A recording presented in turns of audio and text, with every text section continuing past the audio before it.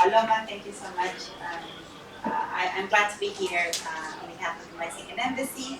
I would like to begin with thanking Victorina, first director, Consuelo, who we just saw.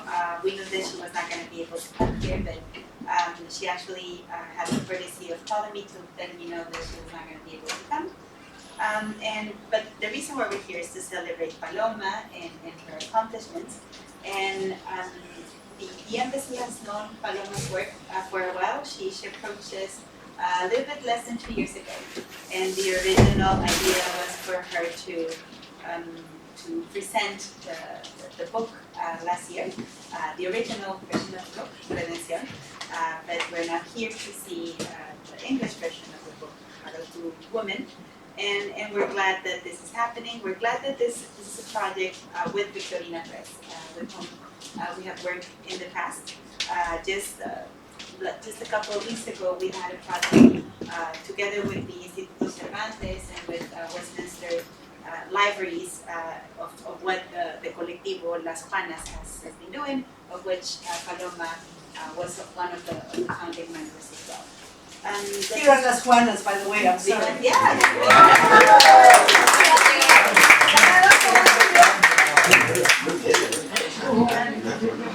The translation of this book into English is without a doubt a great step towards Paloma's work introduction to an English audience. At the same time, it is great news for the advancement of Mexican writers in this country.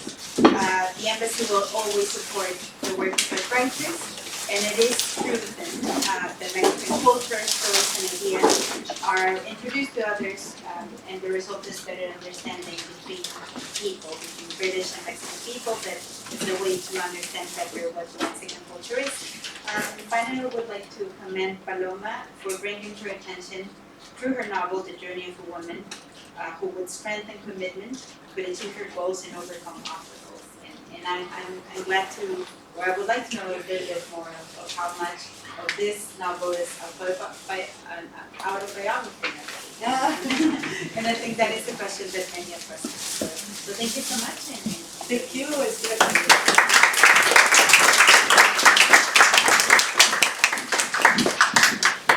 Hello. Hello, Paloma. Thank you so much for being here. And I want to thank Consuelo Rivera Fuentes, the director and founder of Victorina Press, without whom this book would not have been possible. And Sophie Lloyd Owen, who couldn't get here because she had a close encounter of the COVID kind. And so unfortunately she couldn't be here, but Haven Hall, who's in charge of press, and Victorina is here with us to support us. And Jorge Vasquez, who is not here either for the same reasons, who's the typesetter and was incredibly patient, doing all the alterations and corrections to innumerable amount of PDFs. I want to thank the Mexican Embassy, who have always been so supportive and always had their doors open to me. In 2019, when Redención came out, it was going to be launched at the embassy residence, but then the pandemic struck, and with it the ensuing lockdown. So it is very exciting to be able to do finally a launch in person here. I want to thank Juan Toledo, who is going to help me present the book tonight. In spite of being a very busy professor and editor of a fantastic online bilingual literary magazine, Perro Negro, found the time to come and be here with us tonight, and he's found the time also to read the book, and I have to say he's a dream reader. He's the sort of reader that all authors dream of, being able to get into all the nooks and crannies of the story. It's fantastic. Thank you, Juan. And last but not least, I want to thank Sarah Cava, the director and founder of this place where we are gathered tonight, Battersea Spanish. It is a second home. It's a fabulous place where we come to dance and to get together and to talk and to learn new things and to read books. And Ben Hope, who is the technical wizard, and makes sure that we have music and light and everything we need. And well, thank you so much. I love you very much. And the tapas room. There's no one in here from the tapas room. And they feed us, and these sort of hungry and thirsty souls after classes, and we hold our gatherings there. And well, you will see for yourselves. It's a fantastic place. Thank you, Paloma.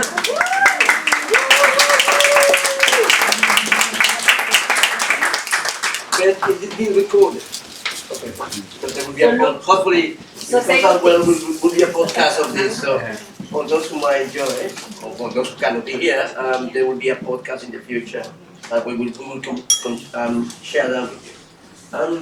Shall we start? Okay, fine. Thank you. First of all, thank you for the invitation to be here. Thank you. It's always an honor when people ask you to comment on books and stuff. It's a tricky task. It's a tricky task. You have friends that you like, and then they give you a book. You like your friend. You say, oh gosh, what happened? I like his friend, but what happened when they write? So it's always a difficult task, but it's a happy one in this case. I have to say, very, very happy. So I'm going to ask questions in general. I think the process will be, I ask questions, there will be some readings, and then at the end we'll have a questions and answers, a Q&A session, yeah? Yes. And it will be about an hour. Will we play by ear? So yes. Somebody indicates, if I don't have it, somebody indicates if you're going over time or something, yeah? Okay. But, you have what? Okay, well, fine, yes, okay, we'll have it, one. Well, thank you. Let's start with the title of the book, because we were talking about this. Your book in Spanish was called Redention, which was the name of the town. But your book in English is called Harutu Woman, who comes from the I look at this one, the Garifuna language. Okay, it seems to me that this is the definitive version, much more definitive than the Spanish one. I'm right. Yes, you're right. Yes, you're right. Redención is the name of the village where the action takes place. And back at the time when before publishing Redención, Juan Julian Caicedo, who has always been a fantastic support and advisor, suggested that I call the book La Blanca.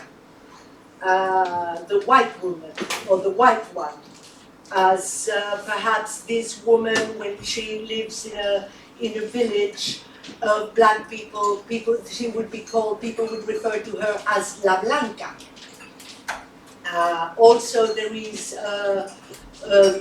this mare who is, in a way, she's like a totem to the female central character. She's a white mare, and her name is La Blanca. And then also, cocaine plays quite a role in the book, cocaine trafficking, since the book takes place in the Caribbean coast of Central America. So that is also known as La Blanca. So it really made a lot of sense. Yeah. But still, I put my foot down and I called it Redención. Okay. When we were working with Juan Julian in the translation, where he was translating, I was accompanying him and answering all his queries, and he was also making editorial notes. We thought this was the time to rescue this white woman name, and so we called it Harutu, which is white woman in Garifuna. Okay. And question, I presume the book in English is closer to you than the book in Spanish. in terms of proximity and the word that you have, I mean, do you feel closer to the book in English now than that you have to Redención when you publish it in Spanish? Well, I still feel very close. I mean, our mother tongue is something very special and very dear to us. And but this book is being worked so much. I mean, I worked for 10 years writing Redención. Then with Julian, we worked for about 13 months on the translation. So it is very polished and very, very worked. And I'm really, I can say now I'm really satisfied. Like, this is the book. Yeah, absolutely. And it looks, actually. And now you talk about 10 years. You got the sensation when you read this book, it's very polished all throughout, completely. I mean, the prose, and we will talk about a few details here. But the other thing I was thinking was that it seems to me that a book that you had to write, it seems to me that it's something that you have to get out of your system somehow. I don't know what, you got this impression, and because of the care, we will talk about certain elements, about how carefully constructed certain things are in the book. But it's something that, basically, this is a book that you have to write. Yes, I was there for 10 years, and when I came back, I was haunted by all these stories, and I just had to put them down in writing. They wouldn't let me be. Some authors, I've heard authors say it's a curse. You know, you're cursed, you just have to write, you have to do it. And what Stephanie wanted to know, it is autobiographical. Well, it is biographical in a way. There is a lot, it's a tapestry of facts, of fiction. There is not a single character which is one single person. The characters in the book are all a weave of at least two people. But yes, I just had to do it. I had that. You got the impression that, and it took a while to do it, and it's carefully constructed. That's it. It's very carefully constructed all throughout. Now, it's also a book that it doesn't have a specific location. Your book is full. It's enormously detailed with how can I say description. It's very descriptive about the nature of the place. It seems that you are describing a place, a feeling of a place, rather than a location, a specific location. You are describing a culture rather than a location, a specific location. That's what you want to do. Is that correct? Yes, it is. It is very much culture. I mean, the Garifuna culture. They are spread as you know.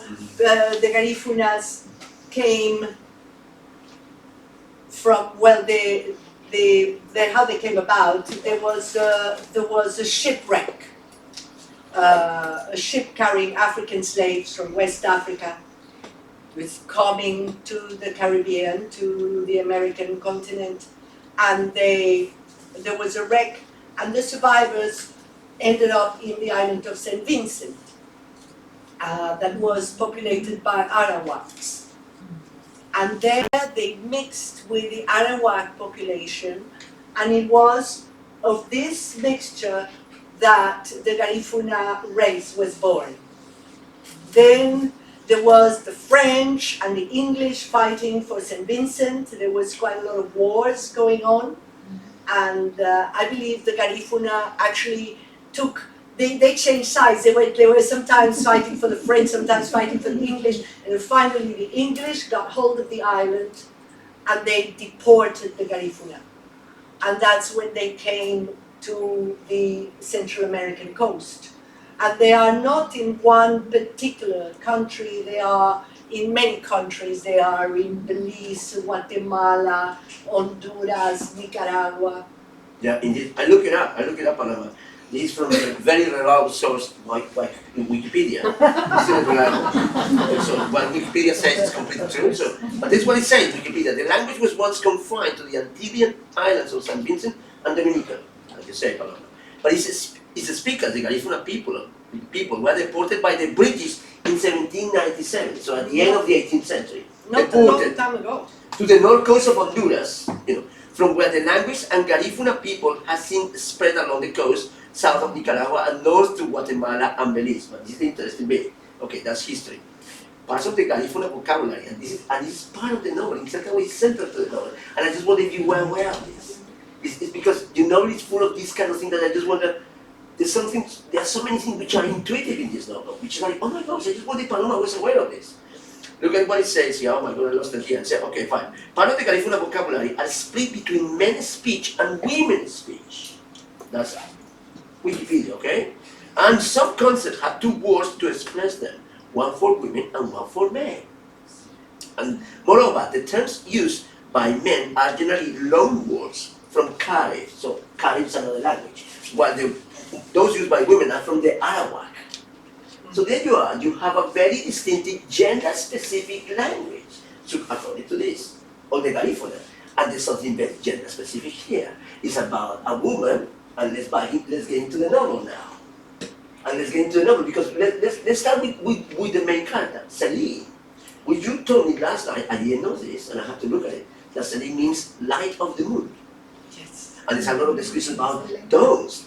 There's so many descriptions in the book about the light at night, and the lights, light at any times of the day. And that fusion between light and sea, quite a few mentions there. Very poetic, some of them, very, very well done. But you got names like Horacio, which is the kind of healer, guru, man things. And I look it up. Horacio means the keeper of time, timekeeper. There you are. And then you got Felipe, lover of horses, which you told me. Yes. So then you got something like Garcia Marquez sort of situation in which you cannot play with the characters. The characters' names are quite specific. Ariel, the spirit of the air, yes, is the son of Felipe, yes, the lover of Celine. So the names were very specific, did you? Yes. You went very specific for the names. yes. But it's quite codified. You have to find out. At some moment, you had Hitu. Hitu, isn't it? Hati, which means moon, doesn't it? Yes. And So the she's some kind of Hati is the old wise woman who says things like there's a right side up and an upside down to everything. And she comes up with phrases like that. And yeah, Hati means moon in Garifuna. Yeah. And she is, I conceive her as a sort of old Selene. Yeah. Like Selene. she was meeting her old wiser self. Yes, indeed. So you were very specific about names, isn't it? Mm. The curious thing is this: many readers will not get that. They will not see how careful you were with the names. You know what I mean? That's what happened. No, it's not. It's below the iceberg. It's below the text. It's really below. You have to look for it. It's the body of the iceberg under the water. But it's one of those things that if a reader will enjoy more if it's aware. If you take a book like, for example, I'll give you an example. If you read, anybody who has read here, a book like called Crónica de una Muerte Anunciada, which is Gabriel Garcia Marquez. And one of the things that Gabriel Garcia Marquez, there's an element of Gabriel Garcia Marquez here, and some of the things Juan Rulfo, you pay attention to some of the writers here, or pay homage to some of the writers. And it's a book in which all the names are so specific because he's taking he basically criticizing Christian morality in a town. I don't know it's not, well, I'm not going to go into details, but all the names. And Gabriel Garcia Marquez plays with the names. Anybody reading Gabriel Garcia Marquez has to pay attention to the names. Names are very specific in his novels. In a novel like, for example, El Coronel no tiene quien escriba, nobody writes El Coronel. And the Coronel is here. Let's go back to when we talk about Coronel. There's always a Coronel, and it's always corrupt, most of the time. And for example, the Coronel doesn't have a name. The two characters, old couple, he's waiting for his pension, and Coronel, we never know his name, it's Coronel. And his wife is his wife. We never know the name of the wife. And he is very specific about that. And I just wonder, you did it too, but I think that it's quite interesting that you, as a reader, you will have sort of kind of dig into it to read that. I told you he was a very good reader. No, Celine. Let's talk about Celine. Okay. She's contradictory. She's neurotic. Yes, she's neurotic. She's also quite she's fatalistic. Every time she's on a car, on a plane, she thinks that she's gonna die. At the beginning, she thinks she's gonna die and nobody's gonna care about her. And the other thing, it's not that she's gonna die, nobody's gonna care about her. that she dies. You know. And at the end, it's also the same. When she's on the jeep on the way crossing the bridge, I'm gonna die. The bridge is gonna fall off or fall out or whatever. And then also on the plane going back home, the plane is gonna crash, and my body is gonna be washed on the shores of the town of Resurrection or Redemption and stuff like that. So she is paranoid a little bit, isn't she? Yeah, quite a bit. Yeah, okay. And she's contradictory. Yes. Now, is this novel, the main thing of this novel, is it not about the price that the false utopia that we create in our heads sometimes, and particularly in places? There's a part of the novel when you cross the Caribbean. Mm. Yes. I'll never come back again. I might read that piece in a second, but it is not the novel about this sort of kind of an utopia that existed in her head, but never in reality. She arrived there. She was coming from Guatemala. She was a teacher, middle-class teacher, White. from white, from a sort of intellectual circle, and suddenly there's a hurricane in a neighboring country, and she wants to go there to make herself useful and find meaning to her midlife crisis, get out of her midlife crisis. Yes, and she gets there with her head full of ideals, and oh my God, those get turned on their heads completely.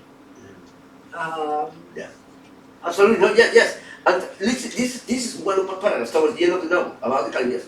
Who the hell said that the Caribbean is a paradise? He said, Curse me if I ever come back to such a scene again. Come on, virgin beaches in postcards, in relaxing videos on transatlantic flights. You're quite ironic here. Never again, no freaking way. What you say? What do you need the proper word? No fucking way, but you said freaking way. That was interesting. Celine told herself, and she fancied that beach at the stage of all tragedies. Medea, you bring up Medea, Speak to me, soul, earth, talk to me. Tosca's betrayal, La Llorona, which appears in another time. I need to ask you about La Llorona because I'm not quite sure about La Llorona. La Llorona endlessly searching for her dead children. So it is a paradise that never existed, And in certain way, the reality is that some kind of she goes to try to find something that is not there. Is it not the case? I mean, I don't know. Do you see it that way? Well, it's just so idealistic. I mean, she thinks I'm going to teach the children in schools about the fruit companies and the bananeras and the railway companies. And when she gets there, it's a problem because the grandparents, maybe the parents of these children, had worked in the bananeras and in the fruit companies, and they suffered everything in their own flesh, and they don't want to remember, and they don't want their children to hear about it. They don't know why what is she doing in that cursed place? Mm-hmm. I mean, where everybody, if they could, would get out of there and in a hurry. And at some point she says something like, "Oh, intellectual people, they don't know the reality of this place because she received letters, postcards from her friends." Yes, she's growing watermelons. Yeah, they're growing watermelons, and her friends write to her saying, "And what do you do while the watermelons grow?" Yes. And so she, they know so little about life. These intellectuals know so little about life. Yes, indeed, absolutely. Yes, there are so many things. One of the things I like about this novel, and I don't know it's for everybody. I think certain ways you have to be prepared to like this novel in this way. There are so many things unresolved. And I like the fact that you don't try to tie up all the knots at the end. There's no kind of full circle, happy ending, anything like that.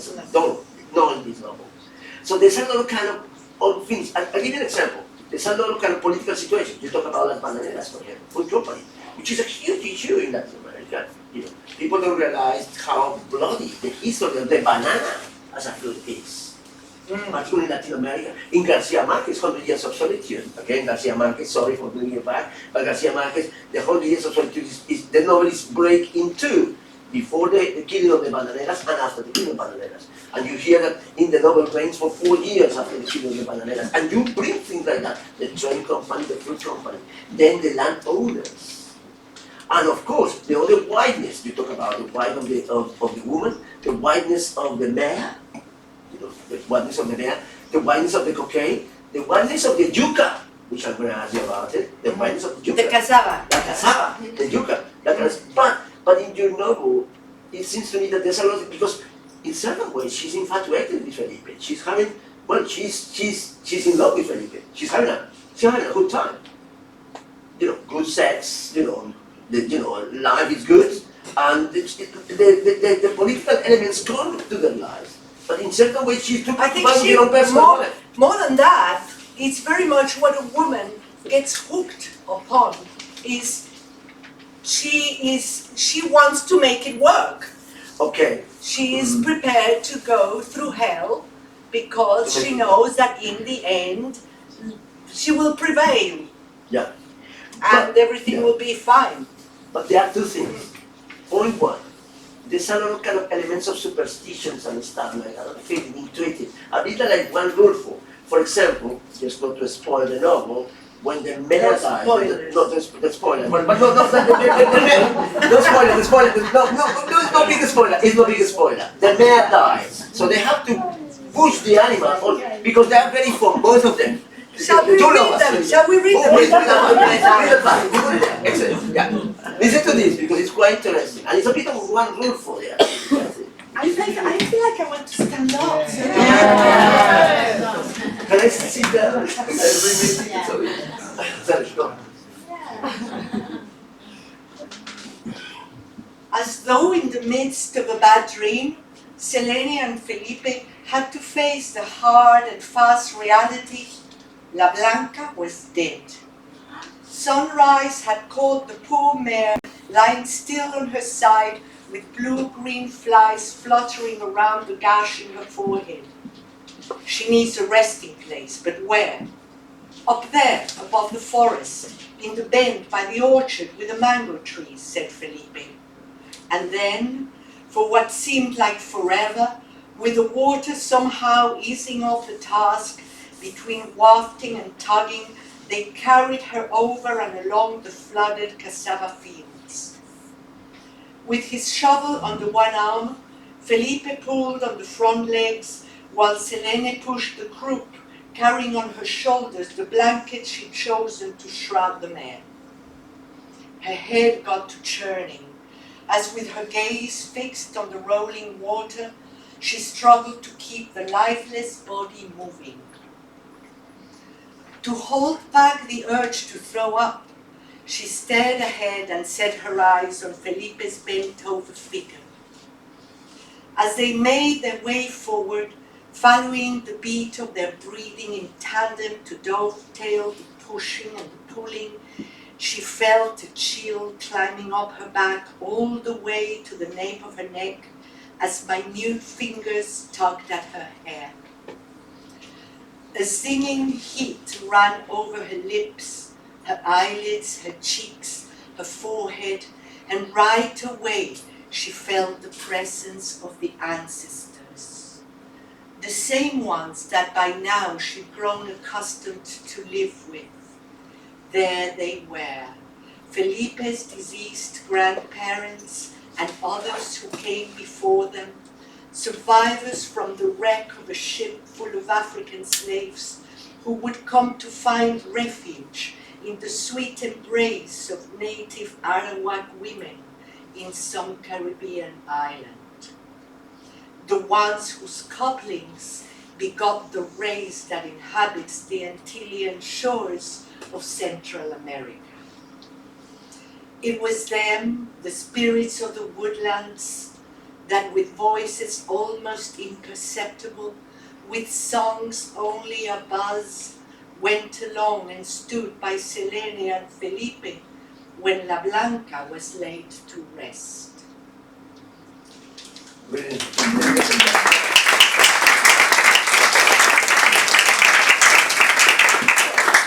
That's a very important passage. And two things to say about that. were you aware of what you were doing there? You were actually saying, first of all, you were paying homage to somebody like Juan, which is a magician in the Spanish Latin American meditation. Because it's this idea of the dead people being close to us. And this is very important for Latin America. The dead people being close to us. It's not that people go to heaven. If you look at those American films about people from heaven looking after us, there's no proximity. Here we're talking about proximity. And this is a woman who felt the presence of her ancestors. Yes, I mean, this is ever present there. It's a circle. The living and the dead are one. One. And when you live in a culture, you inhabit the psychic reality of that culture. Otherwise, you're a tourist. But do you remember? Sorry. But also, she used to have fevers all the time. That's what she describes there. She felt the heat in her face. She felt the fingers tugging at her hair, and so she used to suffer. She's almost always, all throughout the novels, got a fever and temperature, and so she has hallucinations. And there is another passage in the story where she hears the buzzing of the flies, and oh yes, these flies, which also come to horseflies, they got close to her because she was always so hot, and they were attracted by the heat. They were always after her, and so it was always like, there's the ancestors. Yeah. And also in the bush, you do hear voices, and you do hear whispers, and all kinds of incredible things happen. So really, it sounds like Rulfo or like Garcia Marquez, but it's not like people like to talk about magical realism. Yeah. But I don't like the term very much, because that's the reality that people live there. Yeah, absolutely. No, it's quite interesting. I can't even, that's an interesting thing. People think that magic, there's some misunderstanding about magic realism in the English-speaking world. And the misunderstanding is this. People think that magic realism is something that, a magic that changes the world. It's not. It's something that people sense and feel all the time. For me as a reader, what is interesting is this. She felt the presence of her ancestors in a place that she... Of Felipe's ancestors. Of Felipe's ancestors. Okay, of Felipe's ancestors. So she actually... Because they lived in the bush. And the bush is a place where no one in the village lives at.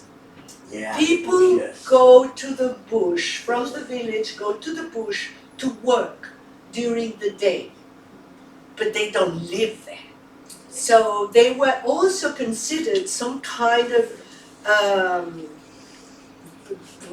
sort of witches, or so. What's wrong with these people that they can live in the bush, they can walk about at night, and because at night it is the spirits that inhabit those spaces, not people.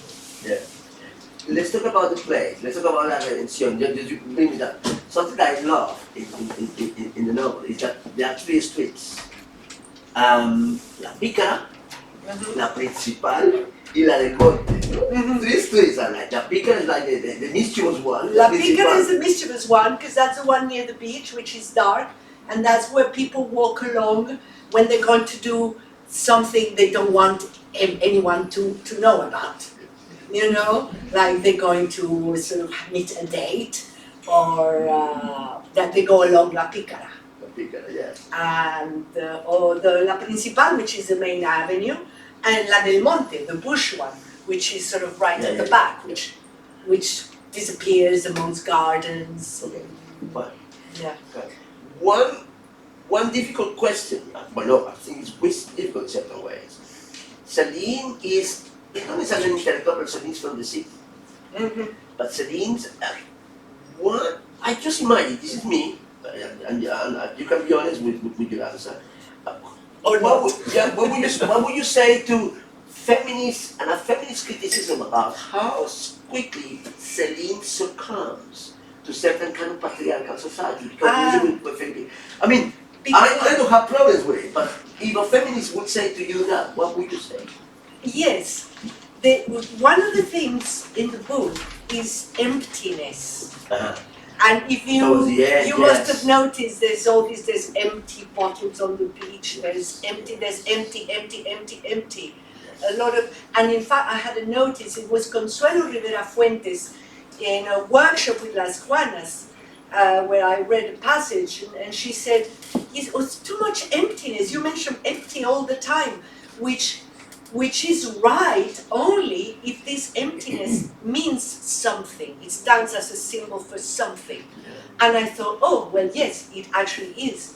And I say that at some point in the book when she's really fallen and says this is what happens when you have a void inside you.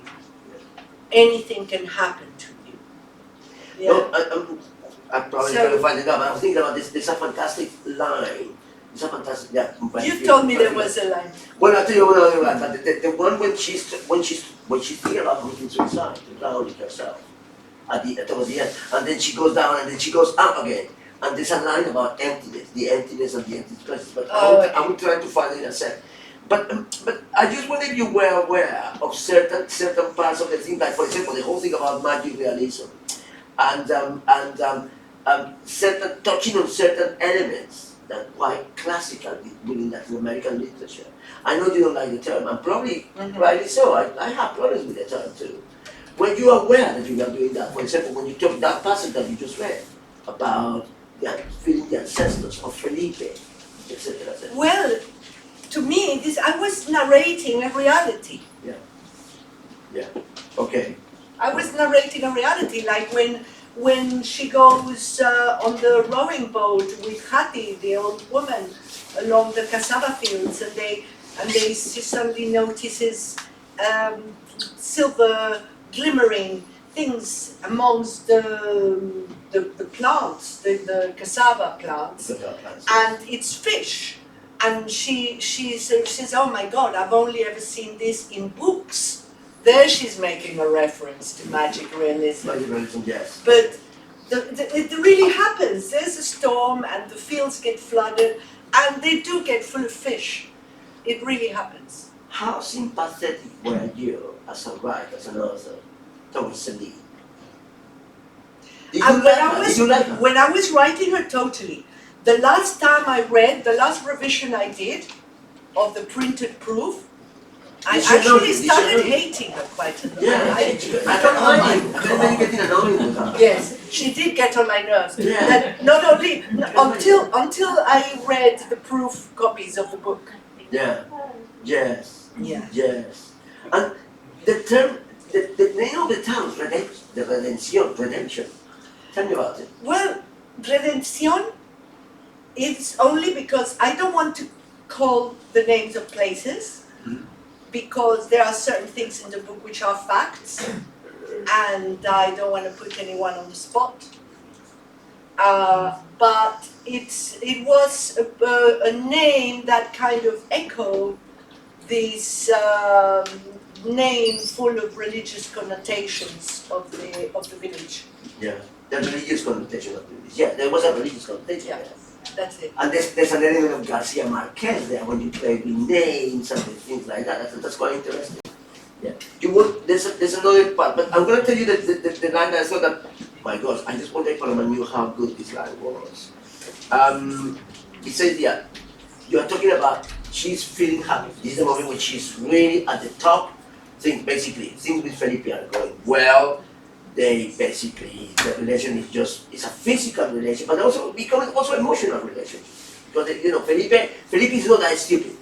Felipe is handsome, gorgeous, blah blah blah, but also not that stupid. So obviously Celine falls for him, obviously. And also he's a sort of kind of the top notch in his town, so to speak. And then you got this line who said, no one nowhere had ever been so happy. Not even them. And so that's a brilliant line. Not even them. You said, no one, nowhere, had ever been so happy. Not even them. Yeah. That's a fantastic line.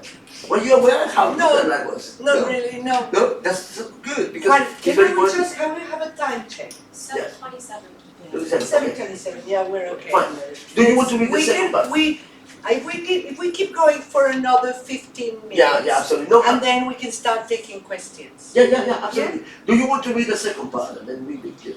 Well, let me see. Maybe, I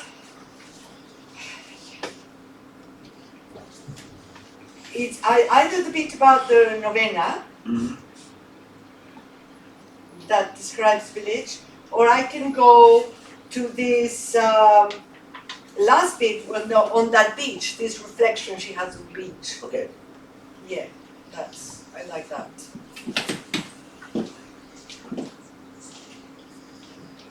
Boys are men and men are boys in Redención.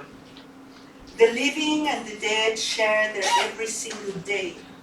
The deceased talk to the survivors in their dreams, demanding celebration, sacrifices. Yes, that's how things are. Everything here is a continuum. Everything is circular. Things have neither a beginning nor an end. Selene told herself and wondered. Am I perchance chained to a wheel and can't break free from it, unable to leave Felipe, to ever find my way out of this place? For a long time, she'd held on to a plane ticket to leave Redención, but when the time came, Selene missed that flight. Missed it because on the way to the airport, she and Felipe stopped to see Horacio, and the healer insisted that she had to be cleansed and protected with tobacco smoke before leaving. Something that got Felipe into a jealous fit. Afterwards, on the way, he started acting like a madman and hurling insults at Selene. You nothing but waste, Selene, you a piece of trash. Then, to the point that when the car got stuck in a traffic jam, she managed to get out and break into a run, even if that meant further grinding on her clapped-out knee. She went into an alleyway that led to the highway and let herself collapse on the garbage dump at the end of that passage, hollering. If you really mean it when you say that I'm a piece of trash, Felipe, well, here I am where I belong. You happy now? As the man kept going after her, and the people in the neighborhood peeled their eyes when he tried to get his lady back into the car, now pleading, please stop it, mujer, can you please stop? You're gonna get the cops on us any minute now, come on. He went on till finally Selene got in the car. And by then, it was too late for them to reach the airport in time. Not that she felt like leaving anymore. After they'd gone through such insane scene, so they ended up back in the farmstead, delighted at having escaped the breakup. When Selene called her mother, Mommy, I missed the flight, Mother started yelling, voodoo, voodoo, now fully certain that her daughter had fallen victim to some horrid spell. And then, as if on cue, the horses started neighing, the hens clucking, the roosters crowing, and the dogs barking. For Christ's sake, what kind of life is you're leading, Selene? You're a grown-up woman. I'd have to say it's about time you settled down, huh? The following day, when her mom called to once again try to convince her that it was best to leave that place without further delay, it was Felipe who picked up the call on the cell phone. And he hung up as soon as he heard the mother-in-law's voice come through the line. Why the hell did you hang up on my mother? Selene grumbled. Man, you're crazy. Wasn't me that hung up. The line went dead, he answered. When the phone rang again, she picked it up. And Mother, I can't believe it, that good for nothing, hang up on me. All those moments filled Selene's mind as she was braiding her hair with the almond tree still standing guard not far behind her. Her mind held no thoughts as she moved along, seeing how the sea was erasing the footprints left by the young guys with the weapon-filled sacks. Their load was heavy, she reckoned, looking at how deep in the sand their footprints had gone. Interesting that her years of sharing life with Felipe had led her to learn quite a bit about forensic investigation.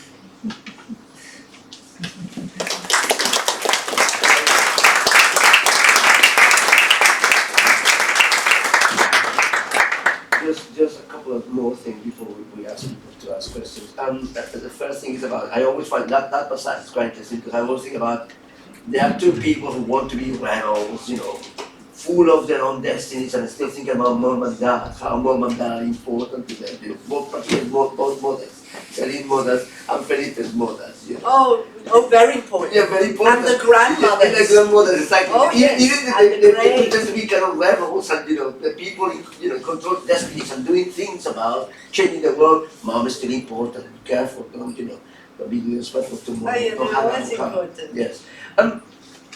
Translation is a very fine translation. It is a very fine translation. It has to be said. It's very American too. You've got a situation in which, obviously, it reads well for the American public.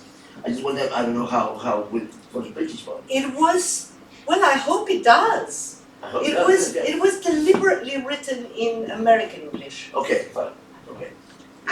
It was first, Consuelo first asked, he said, let's agree. I don't mind which, but it's going to be British English or American English. And I said, British, okay, British, we're in Britain. And we did it in British English, and then came the command from above, and said, no, American English. So, well, probably right, so it was set in American English. Julian lives in America. So yes, he's in New Mexico. I think it was a right decision. Yes. Final question from me. I really enjoy it. I really enjoy it. Great. And I really enjoy it because, I don't know, because I know you, because of the thing, but also because in the way you construct it, I think the novel is much more than the sum of its parts. As a whole, it's really good. Another thing that I like as a reader is the fact that you don't moralize anybody. In certain ways, it's a story of a failure, and failures are quite interesting in literature, let's face it. They're much more interesting than successes. So it's a story of a failure, and failures go well with literature. Now, you as a writer, what would you like your readers to get out of this novel? If it's anything. I know it's a tricky question, but if you have any answer for that, Paloma. Well, it's difficult not to be set on giving a message, because a message tends to open you a click. Yeah. And people ask you often, what is the message? I say, there's no message. Yeah, there's no message. Yes. The message is by the novel. Thank Thank you very much. Yes. Yeah, but it is, yes, absolutely. Yeah, but it's not, yeah, there's no opening message, but it's the story of a woman, and it's a failed story at the same time. And it's quite interesting, just over here. But I tell you, there's one thing where and this is like, that's a symbol. If you bear with me, I was going to read the whole part, but I'm not. I just want to read this little part because it's important.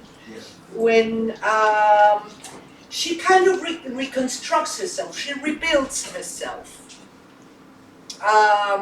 When there's one, I think it's not spoiler to say, when she's leaving, she says, I become this, I become that. Someone able to say, I want this, I don't want that, yes to this, no to that. A figure that is, I don't know how Julian put it, una figura que da miedo, a figure that is scary. Yeah, because I think that's quite scary, isn't it? When especially when women can say yes or no. Yes, I want this, no, I don't want that. Because this is something we are not told by our mothers. On the contrary, we're told to please. So she does get somewhere. It's not a happy ending in the. Oh, she does, yes. In those classical terms, but No, and she does it with certain kind of nobility. I mean, she's not devoid of humor. There's humor in the novel. We talk about that. It's quite a few elements of humor, in the novel. That she's very ironic and sarcastic in many aspects. Yeah, but yeah, absolutely. Well, I just sort of think she's talking about, there are this novenario, this novena celebration. Uh, 5 drums and the same number of voices presided over the great circle of celebrants. The women flaunted green, pink, and yellow cotton skirts, the traditional dress for the punta. Watching over the dance, his image everywhere on the men's jerseys, there was Bob Marley, the prophet born in the neighboring island. Caps knitted in the Rasta collars framed glimmering masculine faces. Black is for the land, red for the blood of our martyrs, yellow for Africa's abundance, and green for the greatness of our plant kingdom. That's how Felipe one day had brought Selene up to speed in such matters. Just as in the world of birds, men stood here as the most ornate ones. It was them who wore the flashiest necklaces, bracelets, and rings. Others yet, the less affluent, sported the type of pullovers that Oxfam and UNICEF hand out by the thousands, all recipients in blissful ignorance of the messages those gifted rags display. Get shit done, my pen is huge, keep calm, Jesus is our savior, Glaxo welcome. It made Selene recall how once, when coming upon a pile of red flip-flops, all of the same enormous size, men, women, and children, obviously with feet of every measure, had pounced on them as though fighting for mana. And how, not much later, as the things started getting worn out and unusable, the beach ended up covered with red rubber carcasses looking like dead fish. That's how she got the idea of making a mural with the children using the plastic remains that they could gather from the beach. Small water-carrying bags, slippers, broken dishes, cups, dismembered dolls, empty containers, pieces of string. They would need a huge wall. Made, maybe one from the Centro Comunal, why not? But the elders in the hamlet would have none of that. Always in the vanguard, the youngest of the kids did the recycling. They made small toy cars with empty juice containers and lemons with wheels, walkie-talkies with plastic cups and string, dolls that came out looking somehow like Frankenstein monsters, one black leg, the other white, one arm longer than the other, a duck's head. And that's a bit,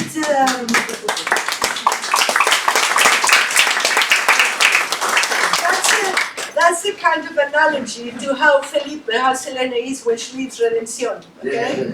She's perhaps one leg longer than the other, And she said that a duck's head, you know, and she said but in one piece. Yeah, she said it in one piece, yes. Yeah, I mean, brilliant. Thank you very much. Thank you, Juan. No, thank you. Let's open questions and from anybody who might have a question. Even if you haven't read the book, any question that you have to follow. Okay? Yeah. Very good. How much would you say the book reflects modern society as it is? Reflects our society as it is. Well, it does actually reflect it quite a lot because it's the Garifuna culture is very fragile. It's it's on the verge of extinction. I mean, even though it was it's protected by the United Nations and it's considered to be a patrimony of humanity and all this.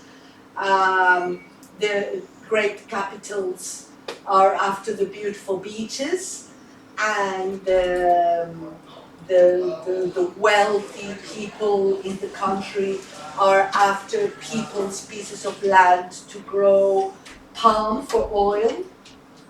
And so this, the narrator of the novel, actually at one point, I don't know if you picked that up, it gets revealed who the narrator is. Well, I tell you what, let me tell you, if you think about it, is towards the end, at the very moment her horizon faded and Celine fainted, falling short softly on the sun. Is that the moment? Yes. And I said, I knew I had to let go of her body. I was her soul, and I was not ready to leave redemption, not yet. Okay. So the narrator, so the narrator is her soul, talking. That's why, and she sees everything. But when I was writing the book, my idea was that it was somebody in the future. Somebody after the Garifuna culture has been erased. Oh, sorry. Okay. After the Garifuna culture does not exist anymore, after all the Garifunas are living in blocks of flats in the Bronx, and this would be an old person remembering the culture, how it was. So yes, there's very much that nostalgia of a culture that is on the verge of extinction, like all good things in our society, or many good things. I don't know if that answered your question. You do. And this idea of the narrator being the soul, as Paloma just said, it brings to a brief tradition of that Mexican literature, particularly one particular writer which is called Juan and a novel called Pedro Páramo, which is a classic. It's a novel that's 80 pages long. You read in one afternoon, and remains a classic. It's just so good. It's just absolutely difficult to translate in English. The English translation is decent, but not fantastic. But yeah, it's one of those novels that everybody must read. Yeah, absolutely. Yeah. Any more questions? Good question. Any more questions? It's kind of related question.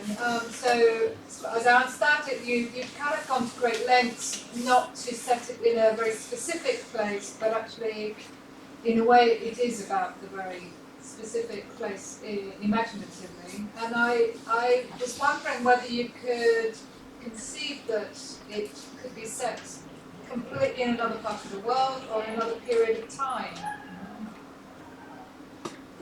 A kind of equivalent story, or is I it think very, so. very I think so because there's all this. I mean, it's universal themes, no? From the personal to the social. Yes, you could set it in. It could be happening in Africa. It could be happening in Indonesia.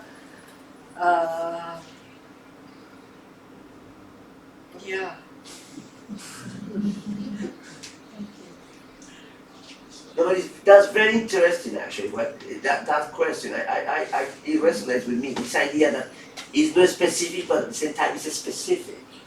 You know, it's about you go to great lengths to describe the geography, but at the same time you got certain particularities of the place, and so you do both things. The whole thing about the universal, but also the particular. You do both things at the same time. Yes. Yeah. Interesting. Good questions. Yeah. Any more questions? Could be about, yeah. You said something like the translation to English made it somehow more of the definitive version for you. Apart from it being a revisiting of the material, why did the translation become? Well, I mean, Juan Julian's language. I mean, he's such an artist. And he also did quite a lot of editorial work, and he helped me clarify lots of ideas.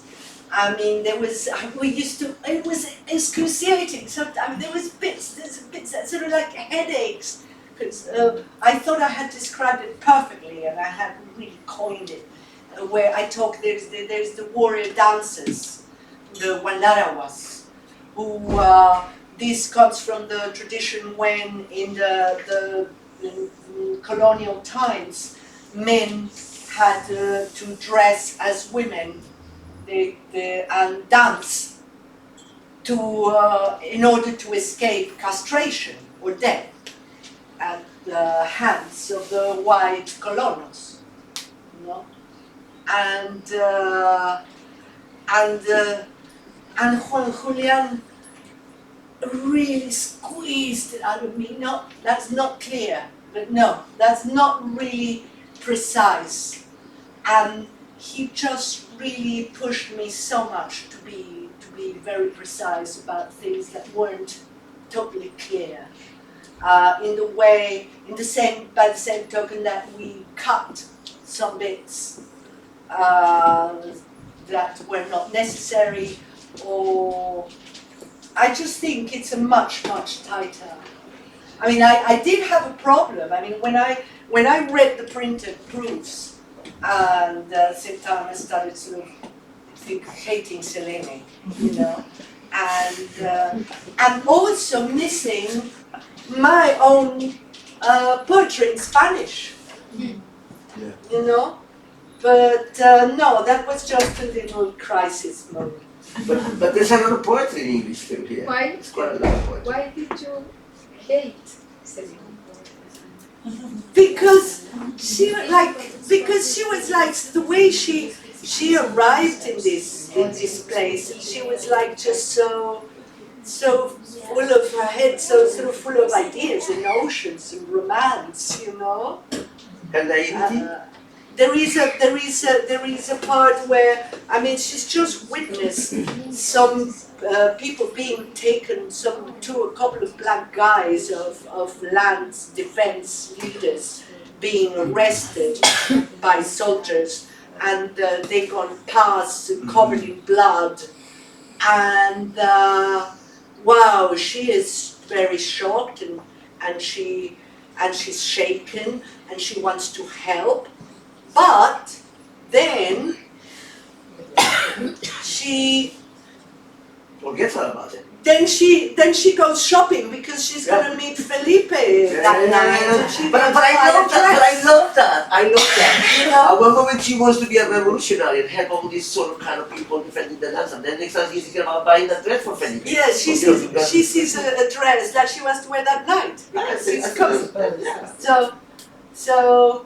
Superficial, yeah. But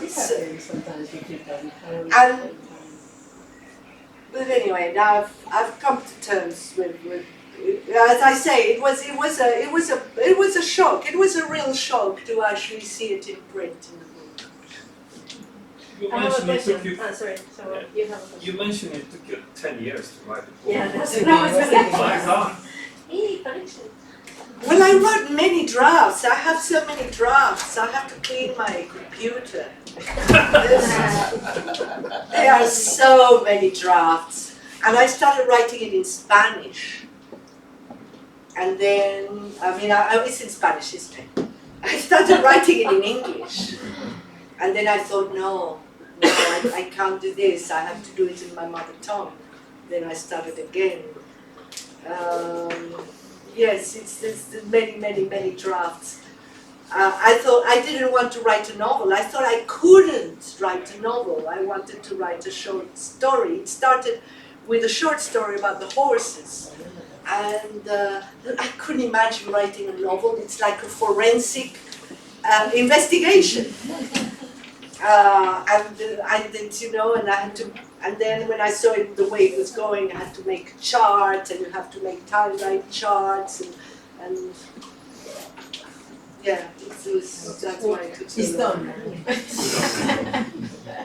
But it's carefully done throughout the novel. The novel doesn't drop in the quality of the writing. That's something to say, which is quite remarkable. That's it. I mean, it's 10 years of a labor of love.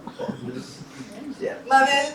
Well, I have a question. Because, when you were talking about this, like, remembering herself, like, putting all the members together, like I was thinking how much like the Mexican culture and our Mexican traditions come into your novel. In terms of, I was thinking, I remember that one day you read a poem about Coatlicue. Coyalzauqui. Coyolxauhqui, sorry, Coyolxauhqui. Coyalzauqui is the moon the goddess. Yeah. And you have this, maybe some of you have seen the image of Coyalzauqui, is this dismembered woman because she was thrown down the steps of a pyramid and she broke down.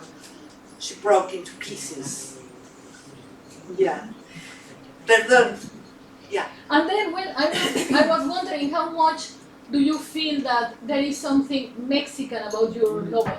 It's a big question, maybe, Well, but she mentions at some point. You see, she comes from Guatemala, yeah. and she got there looking for something. This void, and she went to the Mayan side. She started looking at the Mayan. Said, "Oh, this land is my country. I mean, with the borders are fake. Yeah. All this is my country." And she was looking in the Mayan temples for some answer to whatever void, whatever yearning she had. And then she said, "Well, and I looked all over the Mayan temples, and I came to find it here in the women bent over the washing boards, and in Felipe's velvet skin, and in, so I mean, I don't know how. In terms of you as a writer, I was thinking more about that. Well, I'm a Mexican, no? I know I suppose the abnegation of a woman, or this female abnegation, how do you say in English? Which perhaps you wouldn't find in an Anglo-Saxon woman. Oh, that's interesting, yeah. I don't know. But I'm not Mexican, and I feel I love Mexicanity. But also at the same time, there are two things. You managed to do the Mexicanity, and going back to the question about the specificity about the place, I think it's more cultural. It's about Maya culture, or the Mexican culture. Well, Garifuna, and there's a little bit of Maya, but also think that the whole thing about the souls and stuff like that, I found very much like Pedro Páramo, Juan for that kind of stuff. Yeah. The other thing to say but about that's universal. Again, that's universal. it's No, universal. that's universal.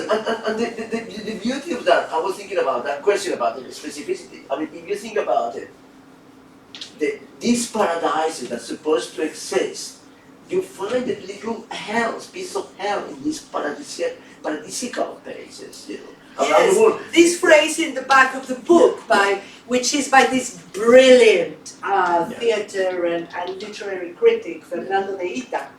And he wrote it in Spanish after he wrote Redención. When this appears, where's the bit about when the heaven turned to hell? Which yes, their lives are marked by a fateful vortex that brings together the forces of nature and deeply rooted societal conflicts in that Eden turned to hell, the Caribbean coast of Central America. And that's one thing in the Caribbean. I mean, just like it's like the sea. One day is amazing bit of aquamarine, and it's calm, and you want to submerge yourself in it, and then the next day, it's a monster that can kill you. And that's how life is. That's how life is there. And one element which is brilliant, the whole thing about the hurricane, changing the geography, and how you describe that the hurricane changing the geography of the town, and you describe how it changes people's lives, and that happens also in the Caribbean. Yeah. And then Felipe blaming the hurricane because hurricane Ramona, the hurricane's called Ramona. He says, I told you, it's women who always mess things up. Yeah, the hurricane has a female name. And I was thinking, before reading your novel, I was thinking a while ago about why hurricanes always have female names. What is it? Do they? No, Yes, they do, don't no, they? in the past, but now they have. Oh, now they are not gender specific. But in the past for a long time, hurricanes used to have female names. Why was that? I just thought that was very odd. I think we are. Because men were using the name. Probably the men put it in the name. I think The meteorologists were men. well, I think we need to wrap up. Yeah, wrap up. We can continue chatting. We can have a drink. You can buy some books. We can say, and we can